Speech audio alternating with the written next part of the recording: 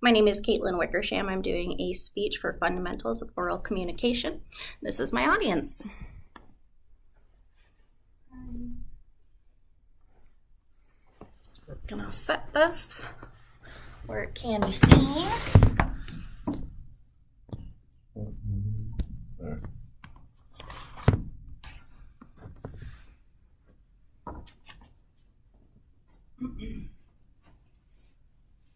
All right. We all know the iconic beginnings to songs like Hotel California by the Eagles or Stairway to Heaven by Led Zeppelin. However, have you thought about how music could be used in rhetorical persuasion? Because music is all around us every day, in TV, ads, on the radio, even in your ears as you're working out. But today, I'd like to explore with you how music can be used in rhetoric by mimicking pathos in the brain. By doing this, I'll show you how music is connected to emotion, how emotion is connected to pathos, and then some examples of how music can be connected to rhetoric then. Music affects the emotional areas of the brain in a different way than speech does.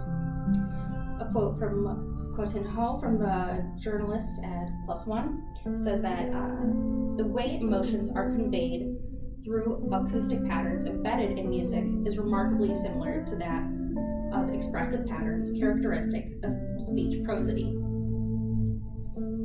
Netflix Explained shows this a bit more in depth with history on the musical composition and how the brain creates connections with these emotions.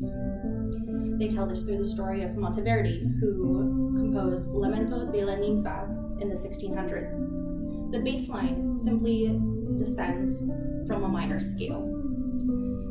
Hundreds of years later, composers after composers still use the same descending bass line in a minor scale to convey and express lament. With each repetition of this bass line, its meaning grows a bit more and a bit more powerful. As we hear these melodies so often, they begin to affect us immediately and unconsciously. Another way that music affects the brain is through creating an effect of emotional synesthesia. Dictionary.com defines synesthesia as a sensation produced in one modality when a stimulus is applied to another modality. In normal people speak, that is how hearing and noise can induce visualization of a certain color, shape, or emotion in the brain. Netflix further points us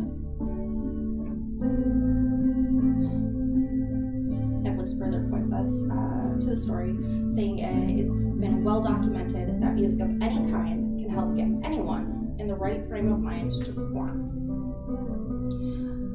Moana, a journalist from Psych Central, also ties these together, saying that the brain's emotional, language, and memory centers are connected during the processing of music, providing what is essentially a synesthetic experience, though the extent of this connection is seemingly variable between people.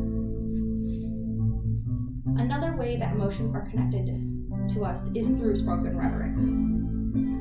The book Communication Matters by Klein defines pathos and how emotions are connected by quoting Aristotle, using the term pathos to refer to his listeners' emotions. Aristotle also understood that emotion can be a significant persuasive tool. As the book states, it is more powerful if the speaker can generate a strong emotional reaction from the audience. When people are emotionally aroused, the receptivity to new ideas is greatly enhanced.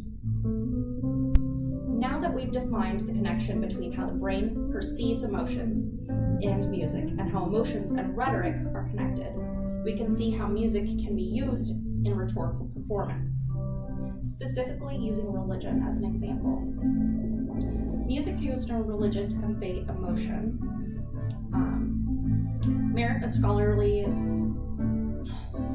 Merritt and author on scholarly books on Gregorian theology show this link in his books, stating Gregorian chant is a synthesis of text and melody, being a single melodic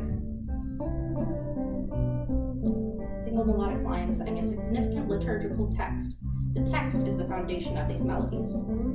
Basically, how tone conveys emotional meaning behind the words of the chant. Another author in this sense is a Jewish American author, Friedman. He describes the effect in Jewish and Christian circles.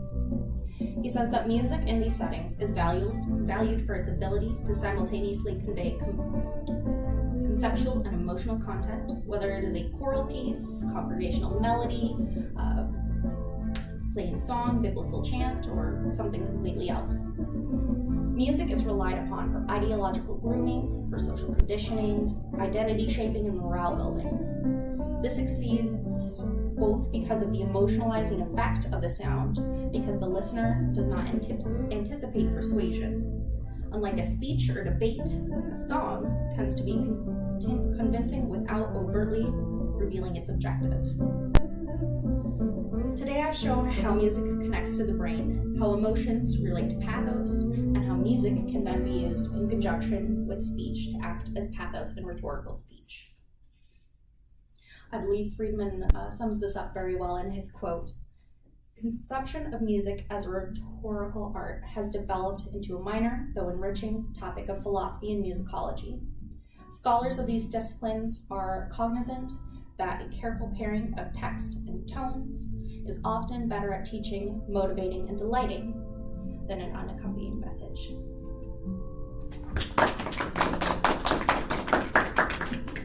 Thank you. You're all the best.